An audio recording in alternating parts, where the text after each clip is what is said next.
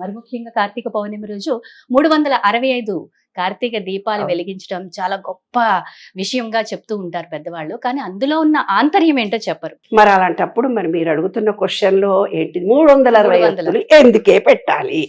365 రోజులు ఏదో తప్పులు చేస్తూనే పోతుంటాం. మన 3 పాపాలు ఉంటాయి.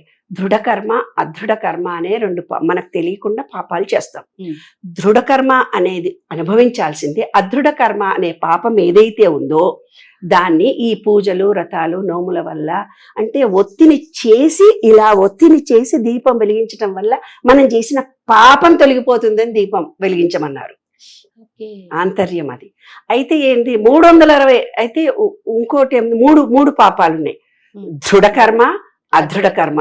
దృఢకర్మ ప్లస్ అదృఢ కర్మ కలిసి ఉంది. ఈ వీటిని తొలగించుకునే మార్గంగా ఒక్కొక్క ఒత్తి, అంటే ఉల్లి పొరలుగా ఉన్నట్టుగా మన ఆరా క్లోజ్ అయిపోవడానికి కారణం ఏంటంటే మనం చేసుకున్నటువంటి పాపాలు. ఏ పాపాలని వాళ్ళు అన్నారు, ఏదో బ్యాడ్ థింకింగ్ అని నేను అంటాను. పాపాలు మనకు తెలియదు కదా. మన ఆరా క్లోజ్ అవుతుంది అంటే పంచభూతాల నుంచి మనం డిటాచ్ అయి ఉంటున్నాం కాబట్టి మనకు ఆరా క్లోజ్ అయింది అనేది నా విశ్వ నియమాల విశ్వ రహస్యం ప్రకారం. కాబట్టి ఏంటి, ఈ ఆరా క్లోజ్ అయిపోయినప్పుడు ఈ ఒత్తిని ఏదైతే మనం చేస్తూ వెలిగిస్తున్నామో ఆ అదృఢ కర్మ ఏదైతే ఉందో అదృఢ కర్మ మనకు తొలగిపోతుంది. అయితే ఇవాళ రేపట్లో ఒత్తులు మనం ఏం చేయం, రెడీమేడ్ గా అంటే వస్త్రదానం చేస్తాము. కాబట్టి వస్త్రదానం ఈ కాలంలో మనం చాలా ఎక్కువ చేస్తాం.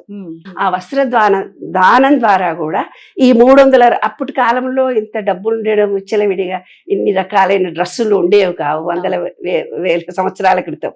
అందుకే వాళ్ళు దీపాన్ని ఒత్తిని చేతితో తయారు చేసి పెట్టమన్నారు. ఈ అదృఢ కర్మ అనే పాపాలు మనం తెలిసి తెలియక చేసినవి పుణ్య కార్యాల వల్ల, ఒకళ్లకు మంచి చేయడం వల్ల, మనకు సంబంధం లేని విషయంలో ఒకళ్ళకి సహాయ సహకారాలు అందించడం వల్ల, దానం చేయడం వల్ల తొలగిపోతుంది. ఆ విధంగా మనం చేసినటువంటి తెలిసి తెలియక ఎన్నో తప్పులు, ఎన్నో పాపాలు చేస్తూ వాటిని తొలగించుకునే మార్గాన్ని అతి సులభంగా మన వేద మహర్షులు, పూజ్యులు వాళ్ళంతా ఇలా పెట్టారు. నూనెలో దీపాలు వెలిగించాలి 360 ఒత్తులు. ఏ వయసు వారు వెలిగించాలి? ఏ వయసు వాళ్ళన్నా వెలిగించవచ్చు, అందరూ వెలిగించవచ్చు. ఎవరు ఏం కాదు.